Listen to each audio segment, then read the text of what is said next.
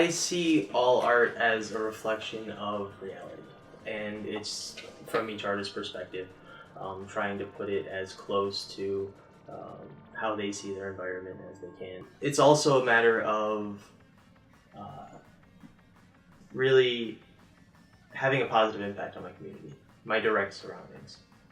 I'm living with my friends, my family, and we all have to make this world a better place while we're here. So I want my work to somehow inspire people to do whatever they want to do. I'm not necessarily trying to inspire anybody to draw or paint, but go out and do whatever makes them most happy. Yeah, I teach 3 cartooning classes at Cleveland Institute of Art, Campus International School, at Cleveland State, and Shore Cultural Center in Euclid. I've been doing that for about 2 years now. Being a writer and an artist, I get to do both with them. We handle narrative and we handle the visual arts, and that for me is the most important thing for art. Like when I'm looking at art, I'm most drawn to work that is both visually stunning and conceptually very well thought out. Make the work look good, but also make it so that if it was just the words, it would be a great story in of itself. The best comics or cartoons or whatever should be able to stand alone with just the words or just the art. I didn't have a lot of money for art supplies. My parents didn't like to go out and spend money on that stuff. They didn't really want to encourage me drawing necessarily at that age, for whatever reason. So I had to use whatever I had. So it goes back to just being a kid and wanting it bad enough to use whatever I had. If you really want to make art, you're going to use whatever tools are around. That's the great thing about art. You can be anywhere with anything and find a way to make something. Money is one of the art supplies. I joke around all the time. I needed more art supplies. Sometimes I'll open my wallet and I'll see a really crisp bill and I'll have to actually stop myself and put that one off to the side so I don't spend it. Some of these markers in this bag I have been using since I quit drawing for 3 years.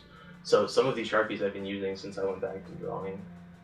Any of the ones that have the metallic tips, and even some of the ones with plastic clips are that old.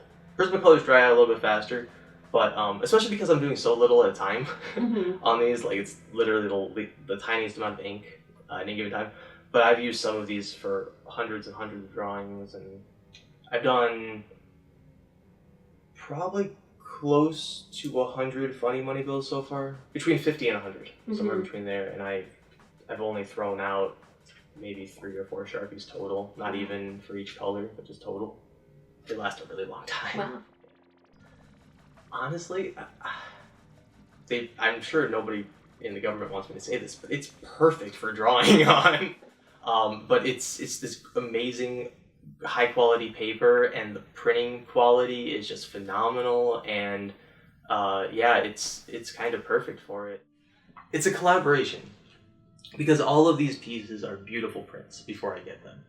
Somebody took the time to make these incredibly detailed and highly rendered portraits, and the beautiful geometry around the border, just all of it. It's very well done. And I don't know who these people are. I'm collaborating with people I've never met before, and I don't even know the names. And it's so many different people with the international bills. And so for me, I take a look at the bill initially, and I try and